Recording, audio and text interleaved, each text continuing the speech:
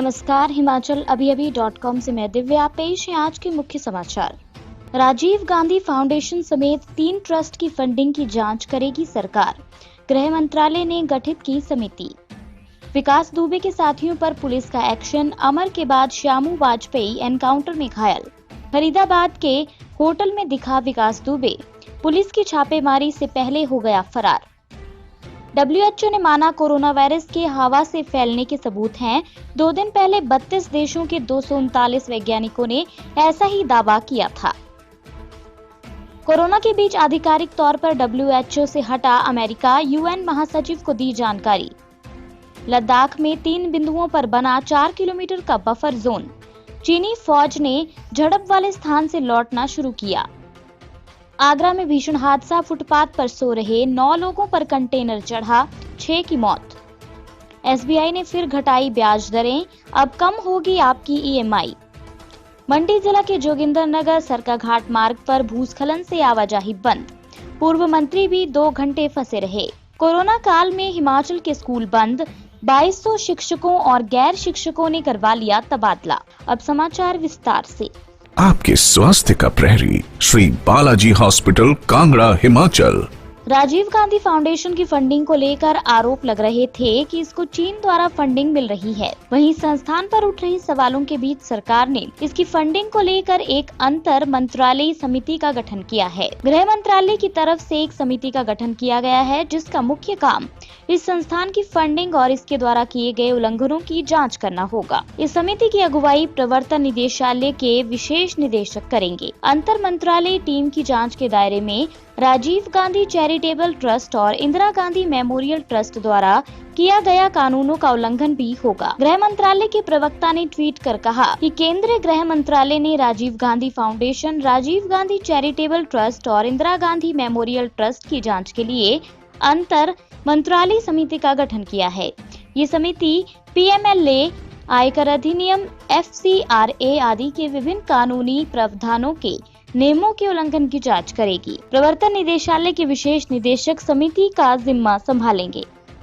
UP police को कानपुर कांड में आज दूसरी सफलता मिली है। पुलिस ने कानपुर के चौबेपुर में मुठभेड़ के दौरान विकास दुबे के साथी श्यामू वाजपेयी को गिरफ्तार कर लिया है। पुलिस ने उसे घायल अवस्था में हैलट में भर्ती कराया है। विकास दुबे के फरार होने के बाद ये 5वीं मुठभेड़ है। श्यामू पर 25,000 रुपए का इनाम घोषित था।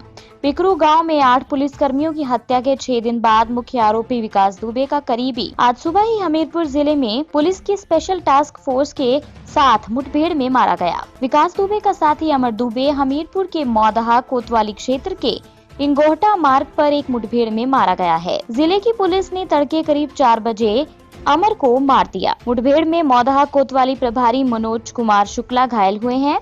अमर दुबे पर 25,000 रुपए का इनाम था और वह पिछले हफ्ते चौबेपुर थाना क्षेत्र के बिकरू गांव में बदमाशों द्वारा घात लगाकर 8 पुलिसकर्मियों की हत्या के मामले में शामिल था। उत्तर प्रदेश के कानपुर में 8 पुलिसकर्मियों की हत्या का आरोपी हिस्ट्री शीटर विकास दुबे फरीदाबाद पुलिस की गिरफ्त में आते आते बच गया। बताया जा रहा है कि छापेमारी से पहले ही वह गेस्ट हाउस से पैदल ही निकल भागा। ऐसे में सवाल उठ रहा है कि क्या विकास दुबे को छापेमारी की सूचना मिल गई थी, जो वह बेहद शातिराना अंदाज से भाग निकला। बताया जा रहा है कि फरीदाबाद क्राइम ब्रांच को मुखबिर से सूचना मिली थी कि विकास दुबे यहां बड़खल चौक स्थित एक गेस्ट हाउस में छिपा है। इसी आधार पर मंगलवार रात को फरीदाबाद की क्राइम ब्रांच टीमों ने होटल पर छापेमारी की। हथियारों से लैस पुलिस टीम ने होटल को चारों तरफ से घेर लिया। प्रत्यक्षदर्शियों ने वहां फायरिंग की बात कही है, लेकिन पुलिस ने इससे इनकार किया है। पुलिस टीम ने होटल के एक-एक कमरे की बारीकी से तलाशी ली, लेकिन विकास दुबे वहां नहीं मिला। विश्व स्वास्थ्य संगठन ने हवा से कोरोना वायरस फैलने की बात स्वीकार कर ली है। WHO की technical lead Maria Van Kerkhove ने कहा कि हम एयरबोर्न ट्रांसमिशन और एरोसोल ट्रांसमिशन की संभावना से इनकार नहीं कर सकते हैं। WHO ने पहले कहा था कि ये संक्रमण नाक और मुंह से फैलता है। इसके अलावा संक्रमण सतह को छूने से भी ये ट्रांसमिट होता है। WHO की तकनीकी हेड बेनेडेटा एलेग्रांची ने कहा कि कोरोना के हवा के माध्यम से फैलने के सबूत तो मिल रहे हैं, लेकिन अभी हमें रिजल्ट तक पहुंचने में वक्त लगेगा। उन्होंने कहा कि सार्वजनिक जगहों में हवा से कोरोना वायरस फैलने की संभावना से इनकार नहीं किया जा सकता है, खासकर ऐसी जगहों पर जहां काफी भीड़ भाड़ हो या फिर कोई जगह बंद हो या ऐसा स्थान जहां हवा ठीक से ना आ जा रही हो। पिछले दिनों 32 देशों के 239 वैज्ञानिकों ने दावा किया था कि कोरोना हवा से फैल सकता है। अमेरिका के राष्ट्रपति डोनाल्ड ट्रंप के प्रशासन ने दुनिया भर में कोरोना वायरस संक्रमण के प्रसार के बीच विश्व स्वास्थ्य संगठन के साथ अपने देश के सभी संबंध खत्म करने की आधिकारिक तौर पर संयुक्त राष्ट्र को जानकारी दे दी है। अधिकारियों ने इसकी जानकारी दी। अमेरिका WHO पर लगातार कोविड-19 को लेकर चीन का पक्ष लेने का आरोप लगाता आ रहा है। ये वैश्विक महामारी पिछले साल चीन के वुहान शहर से ही शुरू हुई थी। अमेरिका ने आरोप लगाया है कि स्वास्थ्य संगठन के विश्व को गुमराह करने के कारण इस वायरस से दुनिया भर में 5 लाख से अधिक लोगों की जान जा चुकी है, जिनमें से 1,30,000 से अधिक लोग तो अमेरिका के ही हैं। ट्रंप प्रशासन के संबंधों की समीक्षा शुरू करने के बाद अमेरिका ने अप्रैल में ही WHO को कोष देना बंद कर दिया था। इसके 1 महीने बाद ट्रंप ने विश्व स्वास्थ्य संगठन के साथ संबंध समाप्त करने की घोषणा की थी। अन्य समाचार ब्रेक के बाद।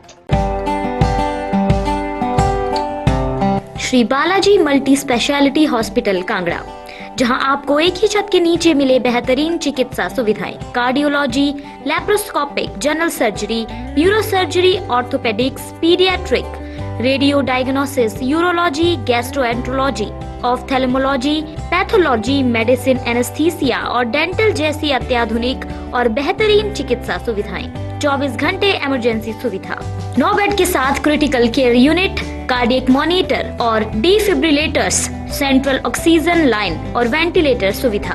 हिमाचल प्रदेश के सबसे बड़े निजी स्वास्थ्य सेवा प्रदाताओं में से एक Shri Balaji multi speciality hospital Kangra राष्ट्रीय स्वास्थ्य बीमा योजना के साथ सूचीबद्ध Shri Balaji multi speciality hospital Kangra BPL परिवारों के लिए अस्पताल में कैशलेस भर्ती होने के साथ ही ECH की भी सुविधा।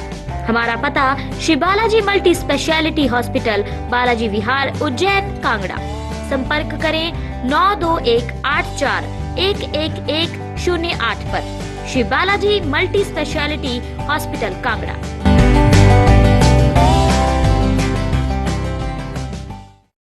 भारतीय सेना ने पूर्वी लद्दाख में वास्तविक नियंत्रण रेखा LAC के साथ तनाव वाली जगहों से चीनी पीपल्स लिबरेशन आर्मी की वापसी की निगरानी के लिए सत्यापन प्रक्रिया शुरू कर दी है। वहीं हॉट स्प्रिंग्स और गोगरा में एक जटिल विघटन योजना आगे बढ़ गई है। यहां पर दोनों सेनाएं 24 घंटे की समय सीमा के भीतर सैनिकों के बीच 4 किलोमीटर बफर जोन बनाने के लिए काम कर रही है। इस घटनाक्रम से परिचित 4 अधिकारियों ने मंगलवार को इस बात की जानकारी दी। एक अधिकारी ने नाम न बताने की शर्त पर बताया, PLA patrolling point 15 hot spring से 2 किलोमीटर तक पीछे चली गई है और बुधवार शाम तक पेट्रोलिंग पॉइंट 17 गोगरा में भी ऐसा होने की पूरी उम्मीद है। वहीं भारतीय सेना भी इसी गति से पीछे लौट रही है। आगरा के सिकंदरा क्षेत्र में गुरुद्वारे के पास मंगलवार देर रात दुकानों के सामने फुटपाथ पर सो रहे 9 लोगों पर अनियंत्रित होकर कंटेनर चढ़ गया। इस हादसे में 6 लोगों की मौत हुई है, जबकि एक की हालत गंभीर है। घायल को SN इमरजेंसी में भर्ती कराया गया है। मृतकों की अभी पहचान नहीं हो पाई है। हादसे में एक व्यक्ति आवास विकास कॉलोनी सेक्टर 16 और दूसरा शाहगंज का रहने वाला है। पुलिस उनके बारे में पता कर रही है। हादसे के बाद पुलिस ने कंटेनर चालक और क्लीनर को पकड़ लिया है। पुलिस मरने वालों की पहचान करने के प्रयास कर रही है। हादसे के समय मौजूद लोगों ने बताया कि कंटेनर तेज रफ्तार में था। काले, सुरेंद्र और मुकेश हाईवे से निकलकर जा रहे थे, तभी ट्रांसपोर्ट नगर की ओर से कंटेनर आया। घुमावदार मोड़ होने की वजह से सीधे दुकानों के पास नाले की पटिया पर सो रहे लोगों पर चढ़ गया। देश के सबसे बड़े सरकारी bank state bank of India ने अपने ग्राहकों को बड़ा तोहफा दिया है। SBI ने लोन की ब्याज दरें घटाने का ऐलान किया है। छोटी अवधि की MCLR दरें 0.05% से 0.10% तक घट गई है। अब SBI की दर घटकर 6.65% पर आ गई है। बैंक का दावा है कि मौजूद समय में उनकी MCLR दरें देश में सबसे कम है। ये नई दरें 10 जुलाई से लागू होंगी। अब ग्राहकों को 30 साल के लिए लिए गए 25 लाख रुपए के लोन पर MCLR के तहत मासिक किस्त करीब 421 रुपए घट जाएगी। इसी तरह EBR व RLLR के तहत मासिक किस्त 660 रुपए घट जाएगी, लेकिन ये फायदा नए ग्राहकों के साथ साथ सिर्फ उन्हीं ग्राहकों को मिलेगा जिन्होंने अप्रैल 2016 के बाद लोन लिया है, क्योंकि उससे पहले लोन देने के लिए तय मिनिमम रेट बेस रेट कहलाती थी, यानी इससे कम दर पर बैंक लोन नहीं दे सकते थे। जिला मंडी में रात से हो रही भारी बारिश के कारण जोगिंदरनगर सरका घाट मार्ग बंद हो गया है। बसाई के चीहर के पास एक बड़ी चट्टान गिरने से यातायात 5 घंटे तक ठप रहा। सड़क के दोनों ओर वाहनों की लंबी कतारें लग गईं। लोगों ने लोक निर्माण विभाग के खिलाफ मोर्चा खोलते हुए विरोध जताया है। पूर्व मंत्री गुलाब सिंह ठाकुर भी करीब 2 घंटे जाम में फंसे रहे। सुबह करीब 6 बजे से 11 बजे तक हाईवे बंद रहा।